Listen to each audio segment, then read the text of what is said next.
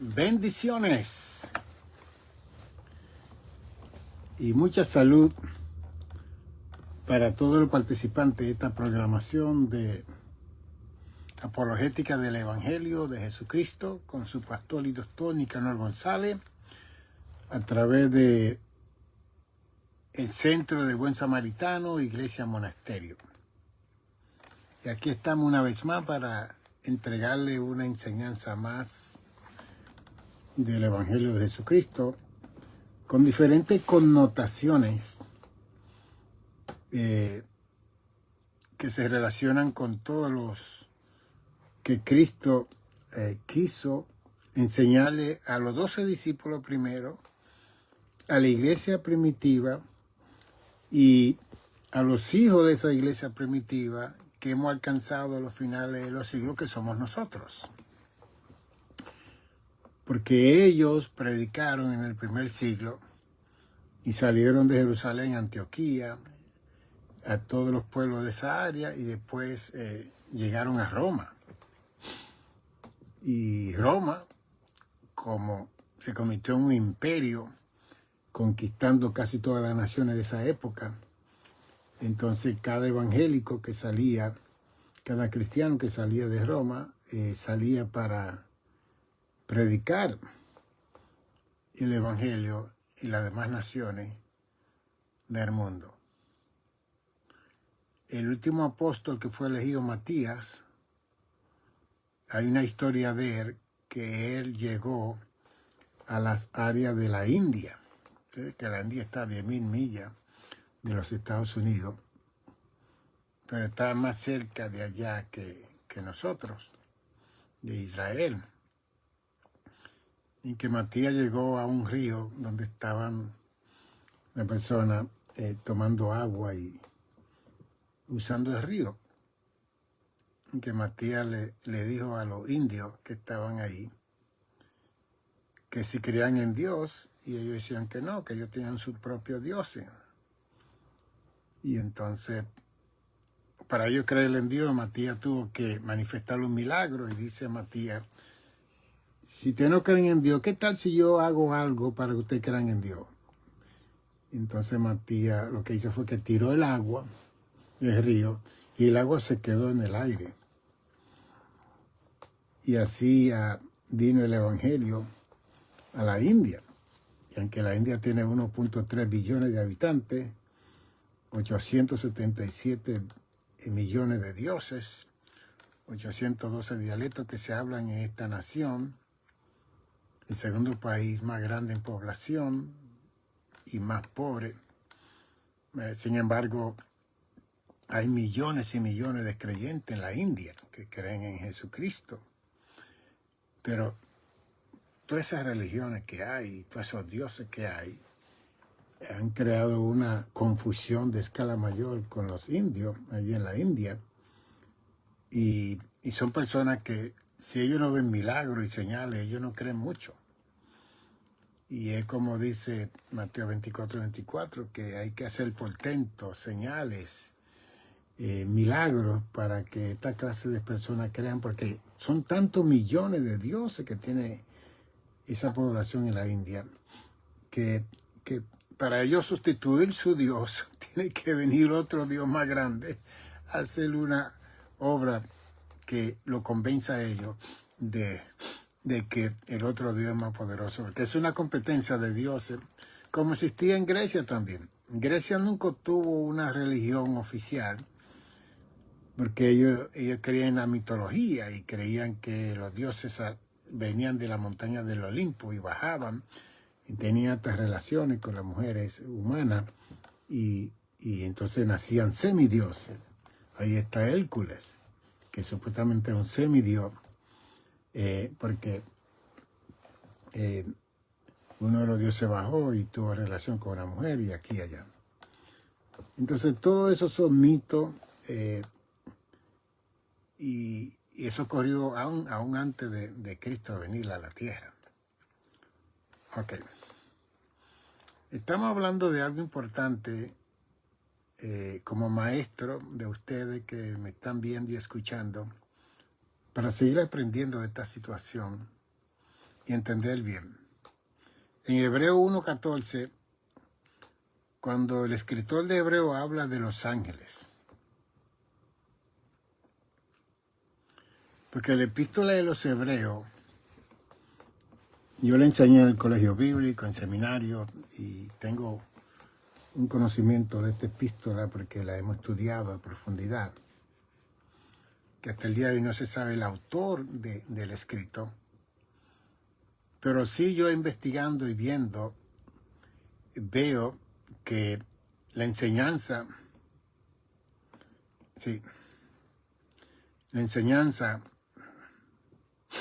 que hay aquí en Hebreo es una lucha que hay entre la persona de Jesús y los ángeles. Y después de yo hacer mis investigaciones como persona estudiosa de la palabra del Señor,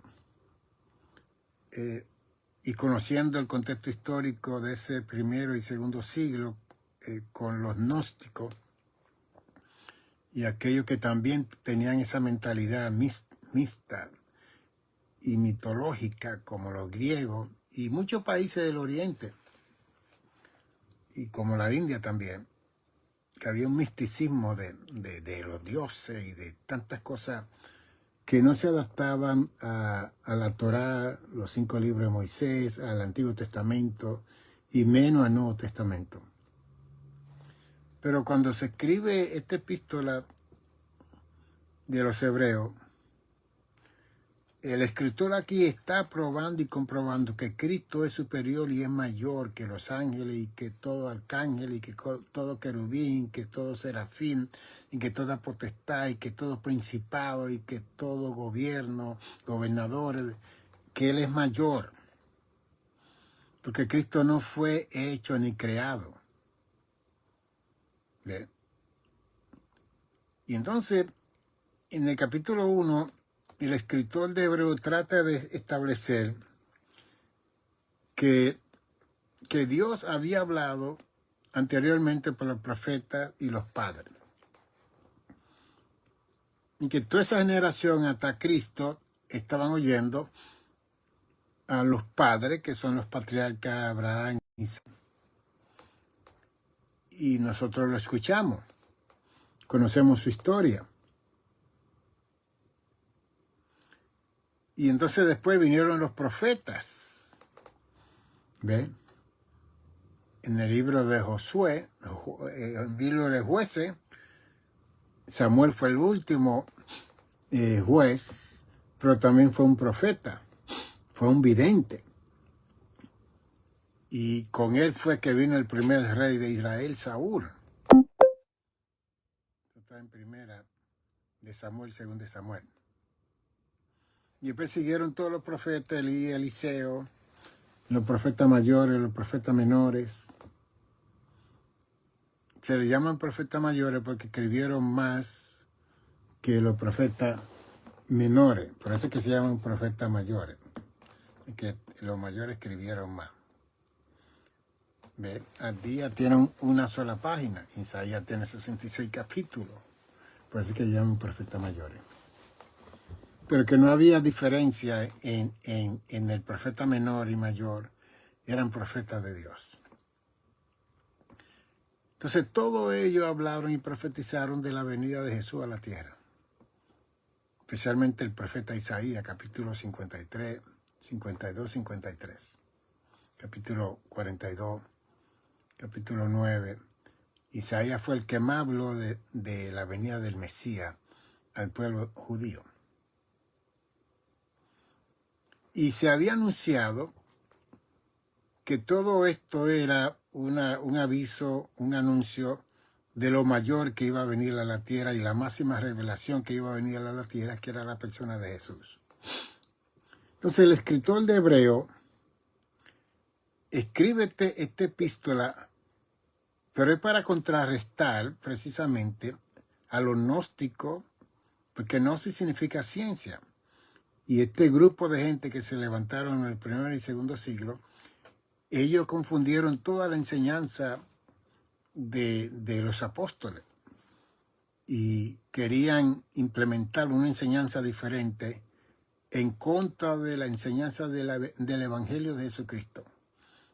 Y como ellos creían que el cuerpo era malo, era pecaminoso, y que de ninguna forma posible Dios se iba a encarnar en un cuerpo porque el cuerpo es pecaminoso. Ellos solamente creían en el Espíritu que se iba a salvar, el Espíritu. Y ellos introducieron en 1 de Corintios, 2 de Corintios, en toda la epístola de Juan, se introducieron con su enseñanza equivocada. Hicieron que la salvación fuera más difícil, más complicada, cuando en Romanos 10, 9 dice que si confesar y creyere será salvo. Dos cosas, creer y confesar. No, yo no. Dice que eso no era así tan fácil. Que tenían que entrar por diferentes dimensiones, diferentes etapas, diferentes ciclos, una cosa increíble. Hicieron la salvación tan y tan difícil que nadie podía entrar, como el sistema legalista de Moisés, también la misma situación. Entonces se escribe Hebreo para establecerle a la iglesia, porque es una epístola universal que se aplica a todos los tiempos, a todas las iglesias del mundo hasta el día de hoy. Dios, habiendo hablado muchas veces y de mucha manera en otros tiempos a los padres por los profetas, en estos días postreros nos ha hablado por el Hijo, a quien constituyó heredero de todo, y por quien asimismo hizo el universo. Ese es el orden que ellos presentan. Después establecen quién era el Hijo de Dios, el resplandor de la gloria de Dios, la imagen misma de su sustancia, y quien sustenta todas las cosas con la palabra de su poder. Que no solamente dicen que Dios no habló a través del Hijo, sino que el Hijo es el heredero de todo, y que a la misma vez Él es la imagen de la sustancia. Entonces, lo que es la sustancia, la esencia, lo que es Dios mismo.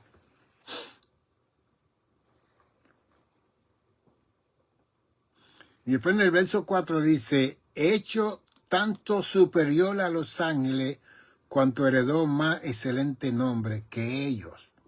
Es una defensa que se está presentando en contra de esa enseñanza que los ángeles son superiores a Jesús, porque son espíritus. Y que Dios no pudo encarnarse en la persona de un hombre, como dice Juan 1.1, que en el principio era el verbo era con Dios y el verbo era Dios, y el verso 14 dice, este verbo se hizo carne. Ellos no podían aceptar eso. Entonces, el escritor de Hebreo dice en el verso 5, porque ¿a cuál de los ángeles dijo Dios jamás, mi hijo eres tú? Yo te he engendrado, y engendrar es propagar su propia especie hoy. Y otra vez dice, yo seré a él padre y él me será a mí hijo. Por eso es que en el Evangelio vemos a Cristo continuamente defendiendo la parte de él como hijo de Dios y diciendo, él es mi padre. Yo y él somos uno.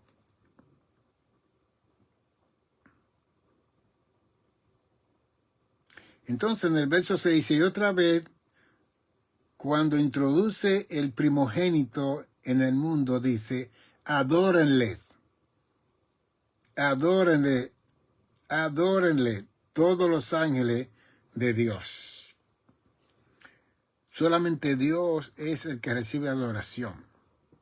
Los ángeles no reciben adoración, pero los ángeles fueron creados para adorar, para servir a Dios.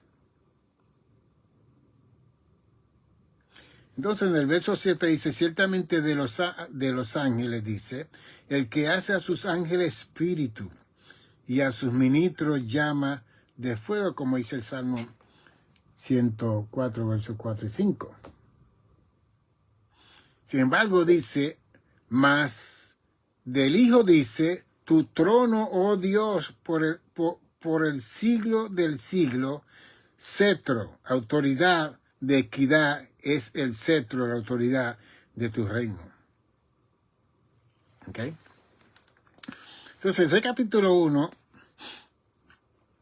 el escritor de los Hebreos presenta a la humanidad, a todas las iglesias, que Cristo es la máxima revelación de Dios y que no hay comparación con ninguna clase de ángeles creados por Dios, porque los ángeles adoran a Cristo, lo que Él es Dios. Después, cuando llega al verso 14, el escritor hace una pregunta. ¿No son todos espíritus ministradores enviados para el servicio a favor de los que serán herederos de la salvación? Oh, ahora nos incluyen a nosotros. Wow, una cosa increíble. Bien. Los ángeles están al servicio de nosotros porque nosotros somos los herederos de la salvación que el Hijo produjo en la cruz del Calvario 2000 años atrás.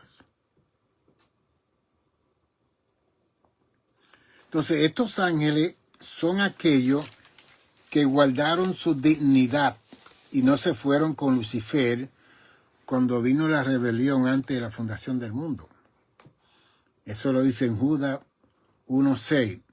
Y a los ángeles que no guardaron su dignidad, sino que abandonaron su propia morada, los ha guardado bajo oscuridad en prisiones eternas para el juicio del gran día. Interesante. Así que hay un grupo de ángeles. Estamos hablando de millones o billones. No sabemos el número de ángeles. Tienen que pasar de billones, porque aquí hay 8.8 billones de habitantes en la Tierra. Y los ángeles están al servicio de nosotros, todo el tiempo. Todo el tiempo. Estos ángeles guardaron su dignidad, y la palabra dignidad es posición, honor, honra, honorabilidad. Se quedaron al lado de su creador Dios. Pero una tercera parte, como dice Apocalipsis 12, 3 y 4, se rebelaron con Lucifer para destronar a Dios de su trono. Y ellos fueron echados fuera y fueron echados fuera a la tierra.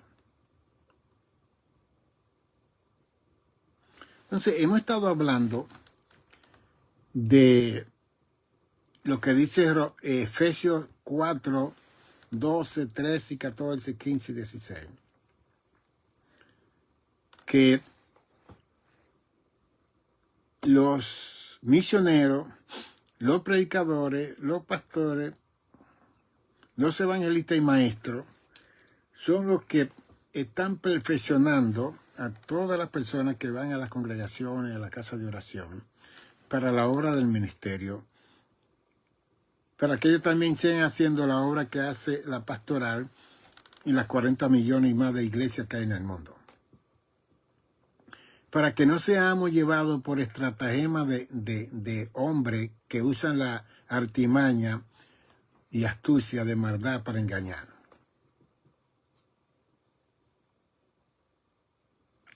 Entonces, una tercera parte de esos ángeles que están aquí en el primer cielo y por toda la tierra, están siendo continuamente confrontados por los ángeles que guardaron su dignidad, que están a favor de aquellos que hemos sido salvos. Bien. Y ese mundo es el que el hombre natural, como dice 1 Corintios 2, 14, que el hombre natural, la mujer natural, no percibe esas cosas porque hay de percibirse espiritualmente.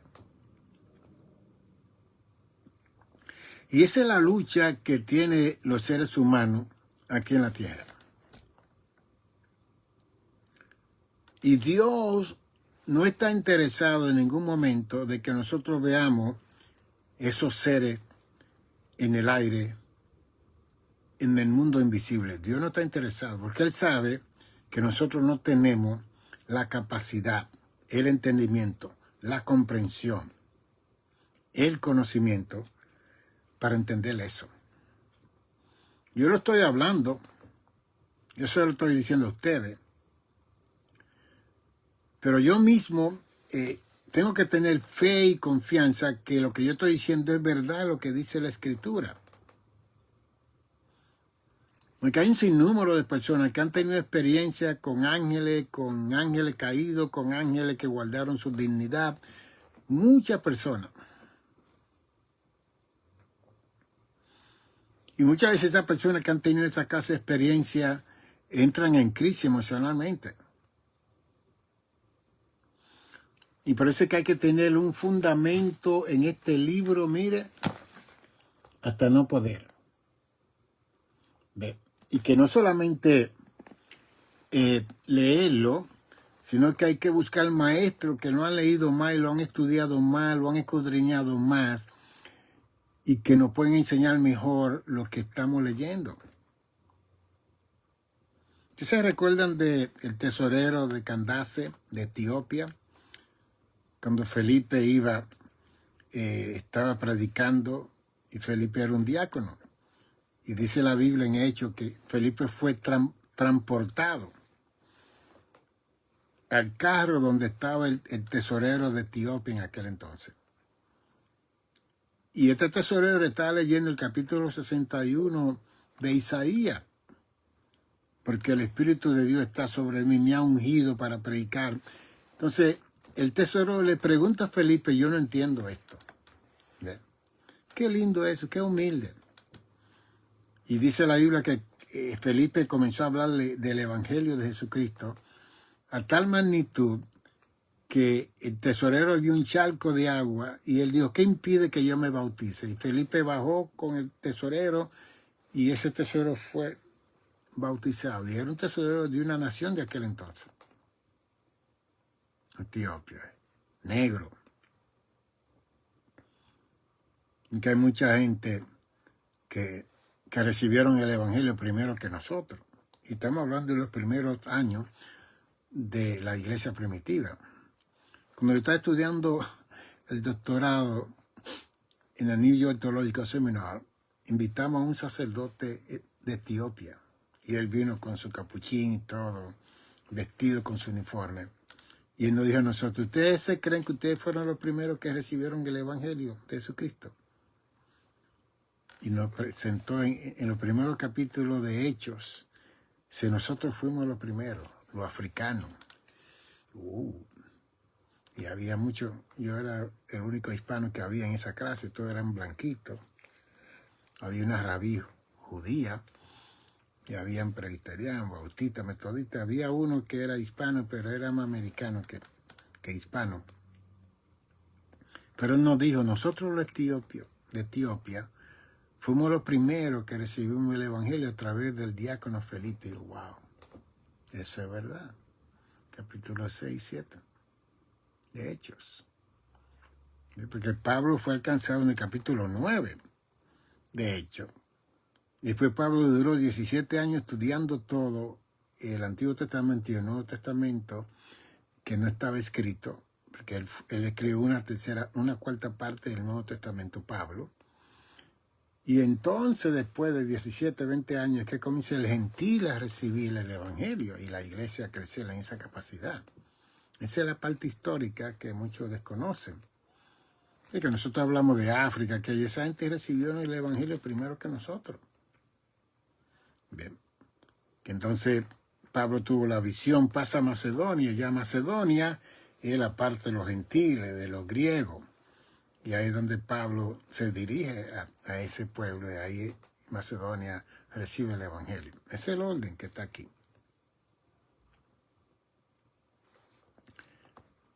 La lucha que tiene la humanidad es tanto física, emocional y espiritual.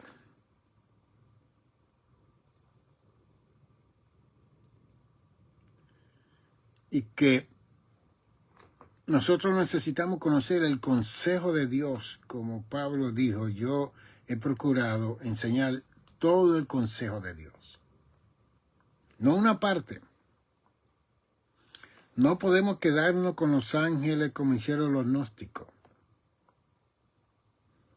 ni con los profetas, ni con los padres de la iglesia, ni con los patriarcas.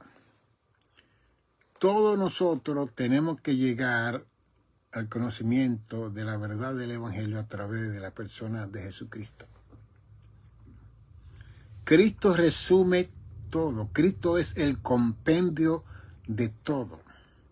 Cristo es la narrativa absoluta de Dios para todos nosotros los seres humanos. La máxima revelación de Dios para todos nosotros los seres humanos. Cristo detiene la ley, detiene todo. Cristo establece el nuevo orden de gracia de salvación, porque el Evangelio es buena nueva de gozo, paz y salvación. Sin embargo, nuestro mundo todavía sigue en ese sistema legalista de quita y ponte, ve y no ve, di y no di. Y siempre nos olvidamos que cada uno de nosotros le fue dado la libre voluntad o libre albedrío. ¿Ok?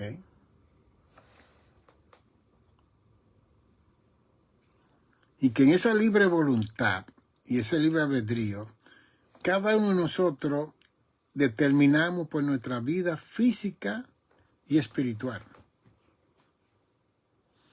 Determinamos la condición de vida que nosotros queremos vivir. Determinamos vivir en el mismo infierno como en el mismo cielo. Ser rico, ser pobre, ser media clase, ser lo que sea. Nosotros somos los que determinamos eso. Bien. Pero dentro de los seres humanos está el sentido de culpa por el pecado original de Adán y Eva. Y también está el hecho de echarle la culpa por el fracaso de nosotros. Si no estudiamos, si no tenemos una profesión, mis padres, mi abuelo, la autoridad que me criaron. Okay. Si no tenemos lo necesario, siempre estamos buscando un chivo emisario. El chivo emisario era el cordero ese que le ponían la mano una vez al año y ese chivo lo mandaban al desierto con todos los pecados del pueblo de Israel. Ese era el chivo emisario. Entonces, los seres humanos, desde Adán, siempre estamos buscando un culpable. Adán, ¿dónde está? Adán, ¿qué hiciste? La mujer que tú me diste. Me dijo que comiera y yo comí. Ok. Y la libre voluntad que yo te di, no olvídate de eso. Ella me obligó, ella me sedujo, yo comí. ¿Ves? Dios no estaba buscando esa excusa de Adán. Adán, ¿dónde tú estás emocionalmente, espiritualmente? ¿A dónde tú estás con la palabra que yo te hablé a ti? Ese era el diálogo que Dios quería tener con Adán en el capítulo 3 de Génesis. Es rápido buscó un chivo emisario, la mujer. Entonces, la infelicidad que nosotros tenemos aquí en la tierra, siempre estamos buscando a quién echarle la culpa. El hombre que se divorció de mí, la mujer que se divorció de mí, el hijo que me maltrató. Y así hemos vivido todo desde Adán y Eva hasta el día de hoy. Seguimos viviendo de esa forma. ¿Ve? Y no asumimos la responsabilidad de, ok, yo tengo esta edad, ¿qué yo puedo hacer? ¿Qué yo tengo que hacer? Y hay personas que nunca han superado sus situaciones de crisis de vida, precisamente porque continuamente le están echando la culpa a quien no tiene la culpa.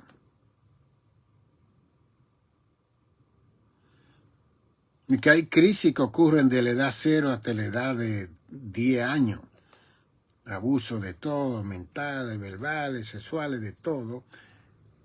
Y después ese niño, esa niña crece con ese trauma. Pero llega un momento donde ese ser humano tiene que asumir su responsabilidad de existencia aquí en la tierra.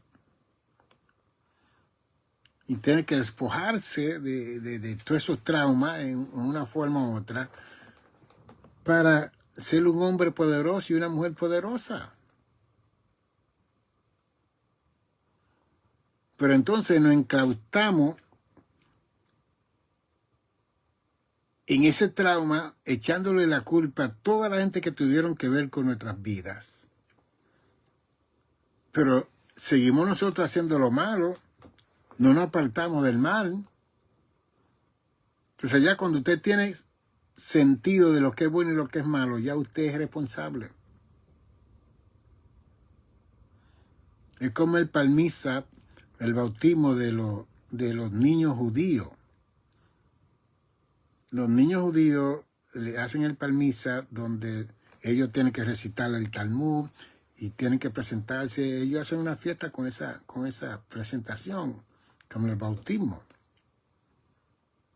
Y el rabí siempre le dice a esos niños, los pecados que tú cometías hasta los 11 años, tu papá y mamá eran responsables.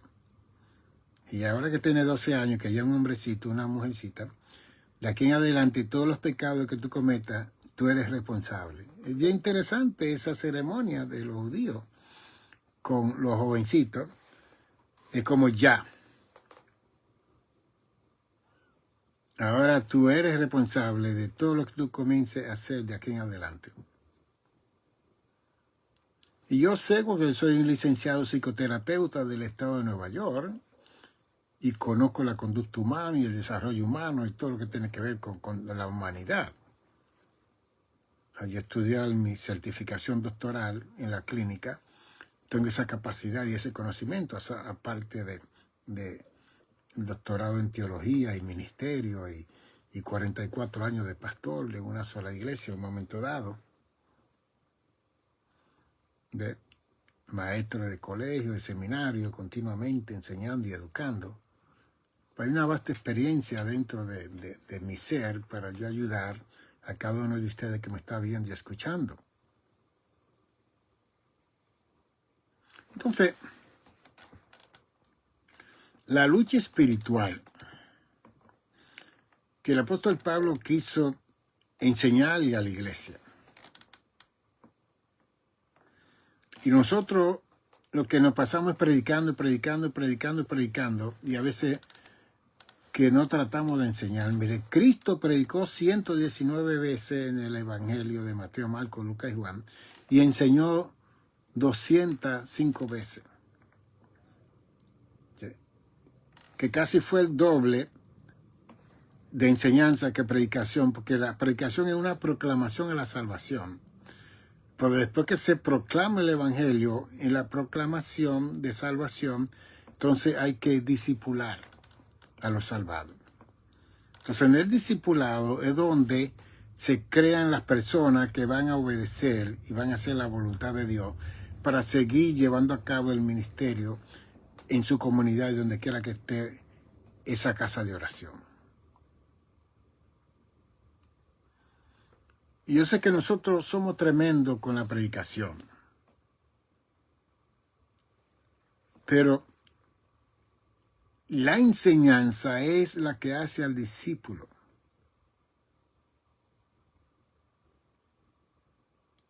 Mateo 28, 19 dice, id a todas las naciones, bautizándolo en el nombre del Padre, del Hijo y del Espíritu Santo. Y después dice el verso 20, enseñándolo, no dice predicando, enseñándole todas estas cosas que yo le he hablado a ustedes. Y yo estaré con vosotros todos los días hasta el fin del mundo. Entonces, para Cristo era importante la proclamación del Evangelio, pero era más importante después de la proclamación la enseñanza. Y si nosotros tenemos 7 servicios en una iglesia, todo es predicación. Tiene que haber un periodo de enseñanza donde las personas hagan preguntas para discipularlo.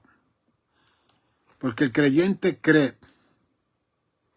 el cristiano sigue lo que cree, pero el discípulo es el que hace lo que cree, lo que sigue, el discípulo.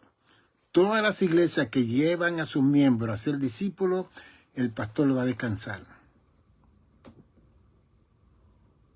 No va a haber tanto trabajo pastoral. El pastor se va a preparar para siempre predicar y enseñar.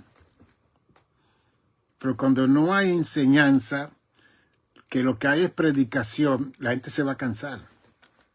De que va a estar oyendo la misma cosa. En mi congregación yo era el que enseñaba. El domingo yo proclamaba el evangelio. Y había una clase de discipulado los domingos que yo la dirigía, que era para toda la gente nueva. Usted era pastor, era predicador, usted tenía que sentarse en mi salón a aprender conmigo. Yo no hacía miembro de ninguna persona que no supiese la misión y visión de mi congregación. Y que cuando se hace miembro a todo el mundo que viene, sin saber la visión de ese hombre y de esa mujer como pastor y pastora, se va a confundir todas las cosas. Y yo vi mucha gente que tenían que colarse en mi clase. Ahí era donde yo lo probaba. Y venían líderes y venían gente poderosa y yo veía que no volvían. Cuando oían mi exposición de enseñanza bíblica y el conocimiento que Dios me ha dado, ellos no volvían. Porque esos son cuervos que andan buscando la iglesia muerta de falta de enseñanza de la palabra de Dios. Y como las iglesias, que cada vez que hay un servicio siempre hay un demonio manifestándose, por favor. La Biblia dice que los impíos no levantarán sus manos en la congregación de los santos. ¿Cómo un demonio va a estar viniendo todos los domingos o toda la semana a fastidiar y a interrumpir el servicio y la adoración al cielo, a Dios? Cuando toda esa gente está cansada, abatida de trabajar 6 días y viene a sentarse a disfrutar y viene un demonio a interrumpir. No. Pero eso ocurre en las iglesias, que no hay enseñanza. ¿Ven? Pero cuando hay enseñanza, las fuerzas del mal no se atreven a entrar a esos lugares porque saben que lo van a detectar, lo van a discernir. Van a saber. Y en mi clase venían gente de otras religiones y se sentaban a escucharme. Hoy me levantaban y que yo era y que yo aquí, hasta que se rebelaban. Y yo lo confrontaba con la palabra. Y se tenían que ir. Venían con sus visiones, sus revelaciones, venían con su enseñanza, escondiéndose, con estratagema. Sí. Entonces hay que hacer clases especiales de enseñanza para descubrir a esa persona antes que se sienten en la congregación, porque entonces andan buscando posiciones de ser maestro, de ser esto, para enseñar sus propias cosas. No. Es un solo evangelio que hay, y es el evangelio de Jesucristo. Y como dijo Pablo, que si viene otro predicando otro evangelio que no sea el de Jesús, sea anatema, y la palabra anatema es maldito. Entonces nosotros, los que estamos al frente, tenemos que velar por esa realidad. En todas las congregaciones donde hay líderes que se llaman pastor y pastora, que son supervisores, que están tratando de ayudar a esa ovejita a venir. Que yo era consciente, cuando nosotros nos reunimos a la adoración, a la alabanza, eso es para Dios, no es para los demonios. Pero hay lugares que lo que hay es culto a los demonios. Y yo he visto en Facebook, en todos estos lugares, veo personas que los que se dedican a reprender al diablo y demonios. Usted sabe lo traumático que es eso para un niño. Ver a una mujer en el piso botando espuma y dando vueltas y enseñando todo su cuerpo, y el hombre continúa. No, por favor. Lo traumático. ¿Usted sabe que esos niños van a dormir esa noche al ver una situación así? Yo decía en mi congregación, si aquí viene y se manifiesta un demonio, yo digo a los oficiales, pónganlo en la parte de abajo de la iglesia. Cuando yo termine, yo voy y lo echo fuera. Mientras tanto, este culto es para el Señor, no es para el diablo ni el demonio. Punto y aparte. Ahí está. Los ángeles, dice en Hebreo 1:14, fueron creados para servir a los herederos de la salvación. Y eso somos nosotros. Sin embargo, hay muchas personas que dan adoración a los ángeles. Y eso le ocurrió a Juan en la isla de Patmos en el año 95, cuando Diocleciano, el emperador de Roma, lo desterró a esa isla que estaba a 37 kilómetros de Mileto, de la tierra, que ahí iban los presos políticos. Ahí estaba Juan escribiendo el Apocalipsis. Y el ángel le estaba revelando a Juan todo. Juan estaba tan impresionado, tan sorprendido con esta revelación, que él se hincó. Se puso de rodillas. Y alguien dice, no, adora a Dios, yo soy un consiervo tuyo, soy hermano tuyo, adora a Dios. No, los ángeles que guardan su dignidad. Con nosotros impresionados, porque que nosotros cualquier cosa espiritual que vemos rápido nos tiramos de rodillas. No. De rodillas usted se está delante de Jesús, delante del Espíritu Santo, delante de Dios, pero no delante de los ángeles. Ellos son nuestros servidores.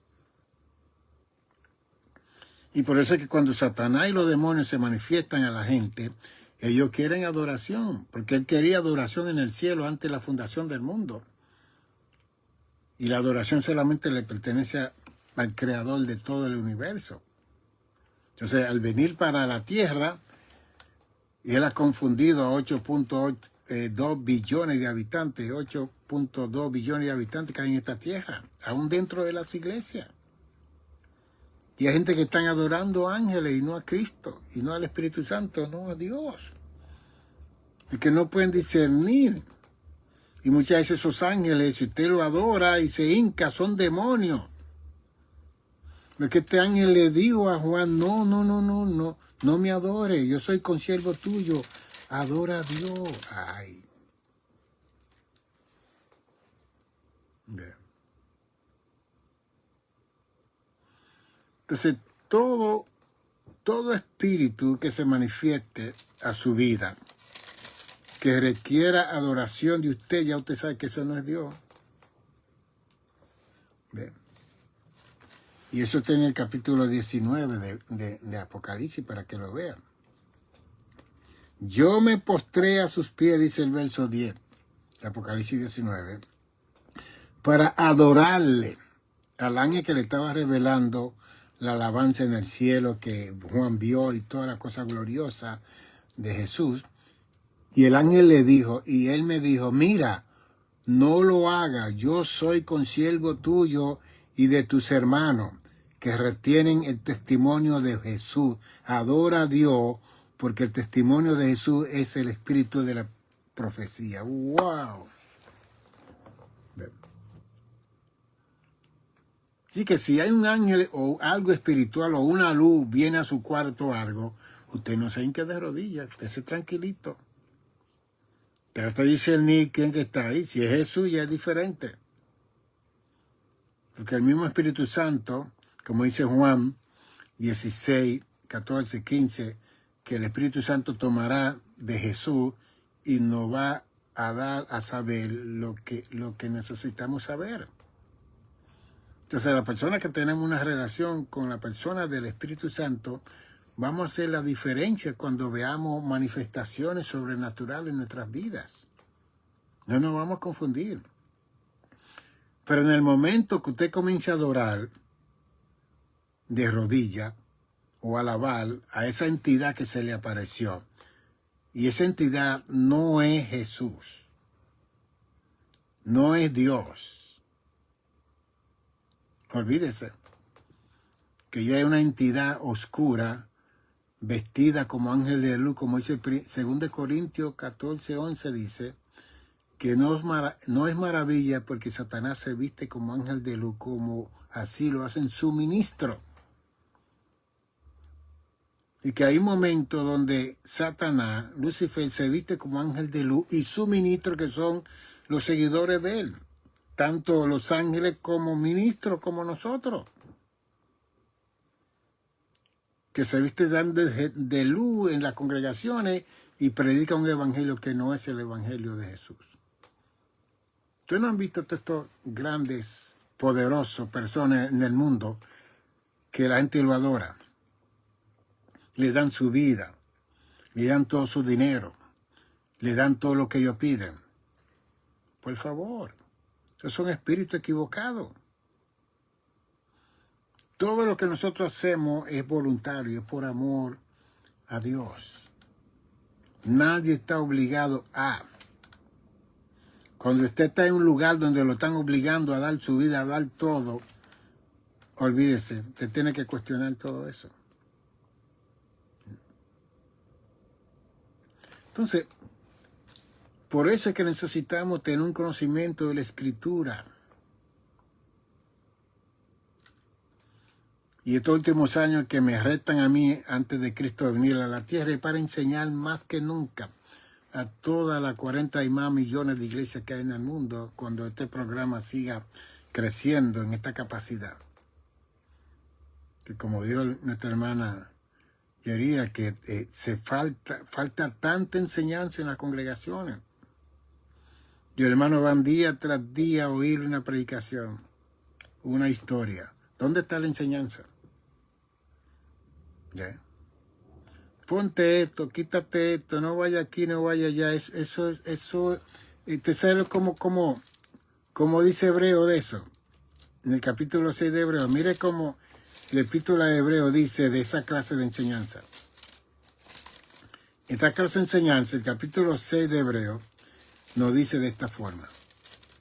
Por tanto, dejando ya los rudimentos, la cosa simple de la doctrina de Cristo, vamos adelante a la perfección, a lo más completo, a lo más total, no echando otra vez el fundamento del arrepentimiento de obras muertas de la fe en Dios, de la doctrina del bautismo, de la imposición de manos, de la resurrección de los muertos y del juicio eterno.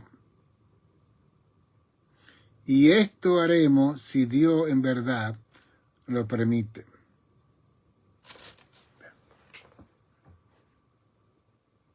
Y hay personas que deben de estar comiendo vianda, plátano, yuca, vianda fuerte para fortalecer su cuerpo. Y todavía están bebiendo leche en biberón como le sucedió a Pablo cuando le escribió a los Corintios. Pablo le dice a los Corintios, yo quería darle vianda a ustedes, carne y enseñanza más fuerte. No puedo porque no la pueden resistir, tengo que darle leche. Entonces los ministerios que se han acabado y se han muerto, pastores, enseñando, predicando. Y la gente recibiendo, pero nadie aprende. Porque no han creado una espina dorsal, una fortaleza en su vida para hacer lo que necesitan hacer en su vida. Y hay tantas personas que están tan gordos de tanto que han oído la predicación, pero no la ponen por obra. No la comparten con otra persona porque no saben. O el pastor es que sabe todo. No, usted tiene que saber también. Déjame llamar al pastor para que conteste estas preguntas. Usted la puede contestar también. Porque el discipulado de Cristo es universal y para todas las iglesias. Entonces, dentro de ese discipulado, Dios llama a hombres y mujeres para que pastoreen. Hay un grupo que se sienta, que se va a salvar sentado, porque tienen sus responsabilidades y nunca van a ser llamados a ser pastores, ni evangelistas, ni predicadores, ni misioneros. Está bien. Pero esas personas contribuyen con su diezmo, con sus ofrendas a la obra del Señor. Fantástico. Hay otros que son empresarios, que tienen dinero, que tampoco van a hacer nada de ministerio, pero su dinero va a alcanzar al mundo. De palabra, cada uno de nosotros tiene que conocer su sitio, su lugar, su sitial, su pedestal dentro del cuerpo de Cristo y estar tranquilo sin tener sentido de culpa. Si usted es un profesional, eso no quiere decir que usted va a ser pastor.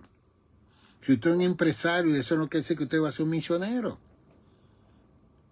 Porque con la empresa que usted tiene y los diezmos y la ofrenda que usted dé para la obra del Señor, eso va a esparcir el evangelio en la comunidad y por todo el mundo. Entonces, aquel que Dios llama de misionero, coopere con esa persona, compre el pasaje, déle ropa para que vaya al país donde tiene que ir. Usted no tiene que ir. Y eso era la cosa que continuamente yo enseñaba en mi congregación. Las mujeres casadas, como dice 1 Corintios 7, se debe a su esposo y a sus hijos. No pueden estar todos los días en el templo. Ahora la soltera, la que no tiene marido, dice que se dedica más al Señor. Amén, hay una diferencia. No se puede incluir a todo el mundo a participar porque va a haber un déficit, van a haber problemas en la vida matrimonial. Cada vez que yo vi un hombre que estaba a los 7 años en la iglesia, yo lo llevaba a la oficina. ¿Qué le pasa a usted con su esposa? Que muchas veces usan la iglesia y supuestamente el ministerio que Dios me ha llamado es porque se están escondiendo de problemas en la casa. Y luego esas son conferencias matrimoniales que yo doy en las iglesias para ayudar a la familia de la iglesia a entender eso. Que muchas personas se sienten felices porque esa persona está como el arroz y la habichuela, donde quiera que hay culto, hogares, oración, vigilia, está la persona. ¿Y dónde está el esposo de esa persona? ¿Se está atendiendo? Yo vi una vez una afroamericana, una morena que vino a verme a terapia, y ella me decía que su pastor la buscaba como a las 3 de la mañana para supuestamente ir a orar al templo. Y él buscaba un sinnúmero de hermanas a orar por varias horas. Y después ella tenía que estar en su casa antes de las 6 para irse a trabajar.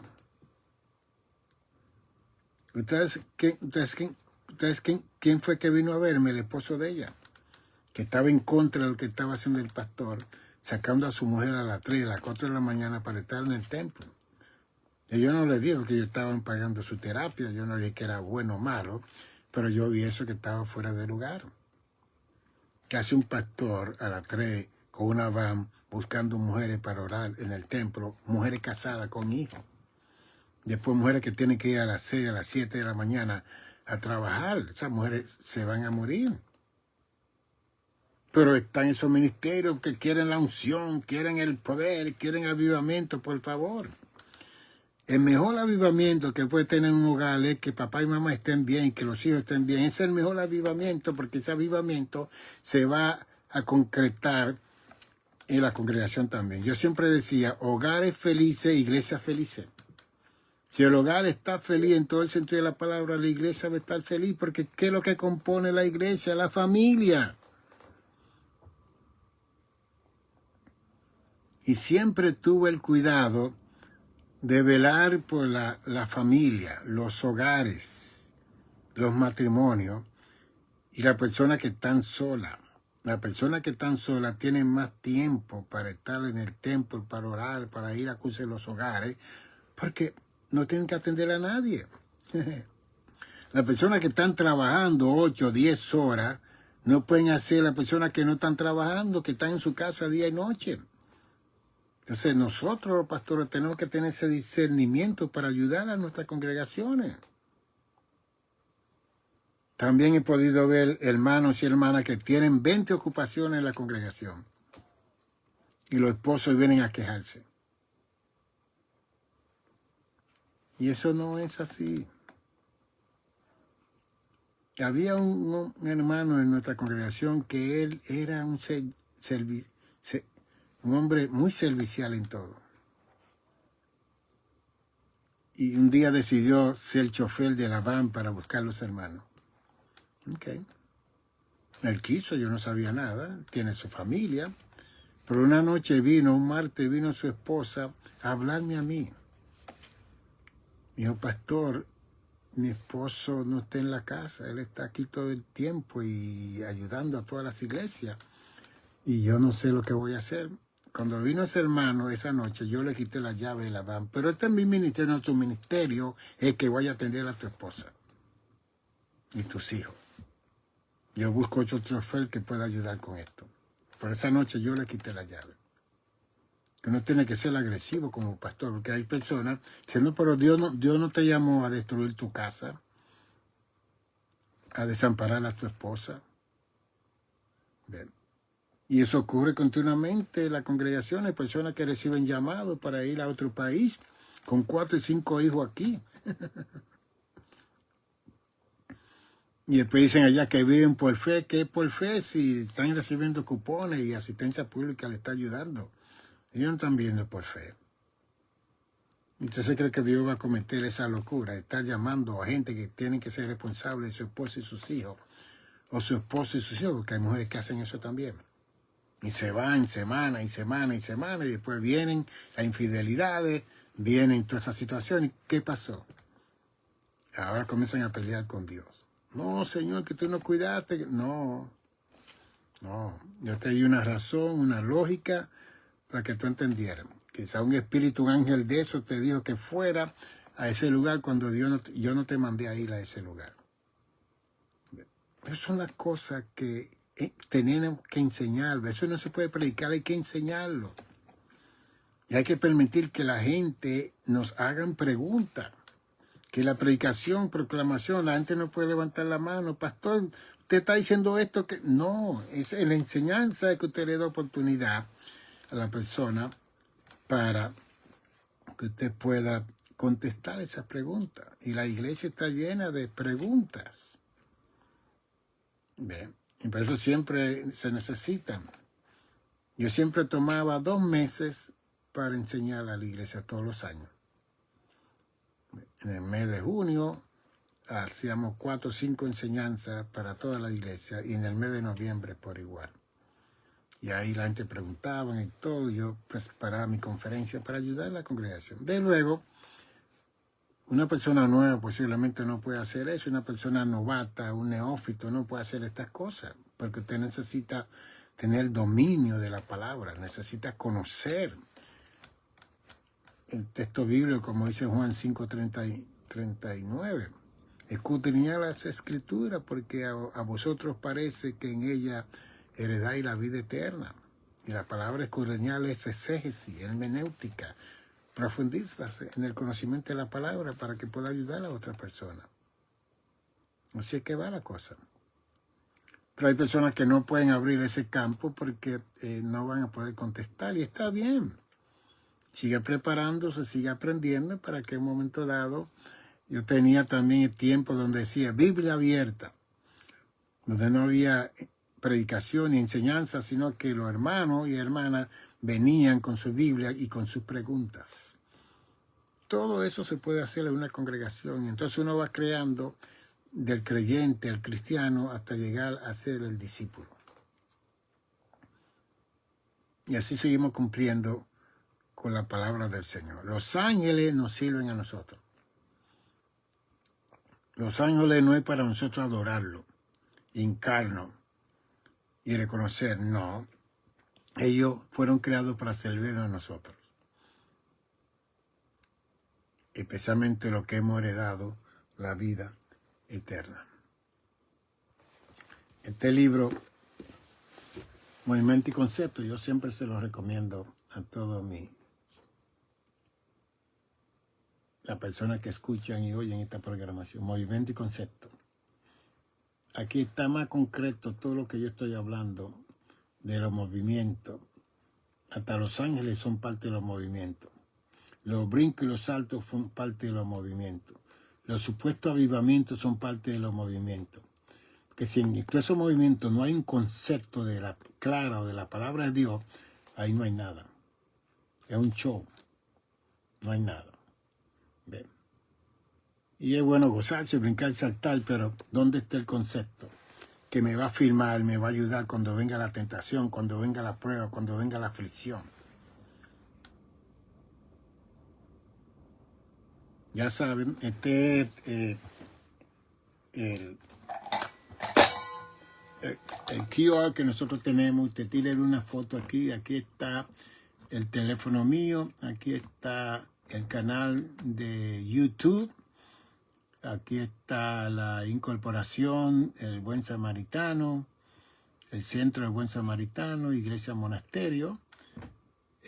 Aquí usted puede mandar donaciones para nosotros seguir escribiendo libros y usando ese dinero para traducir estos libros en inglés. Después tenemos esta incorporación para ayudar a nuestros hermanos y hermanas en el mundo entero. Y avise a la otra persona que hay un programa los martes, los jueves, los sábados y los domingos. Cuando no podemos salir, se lo dejamos saber. Pero la idea es que este es un programa de enseñanza. Aunque todos ustedes reciben predicaciones en sus congregaciones conmigo, van a recibir la enseñanza completamente bíblica de un maestro de la palabra del Señor. Nos veremos en otro momento. Dios le bendiga. Dios le guarde. Me puede llamar al 646-755-1290. 646-755-1290. Nosotros damos conferencias matrimoniales, damos terapia de salud mental a las personas que están en crisis. Aquí combinamos la teología, psicología, sociología, filosofía. Combinamos todo para cubrir el ser completo de la persona y ayudarle en los problemas de la vida. Bendiciones.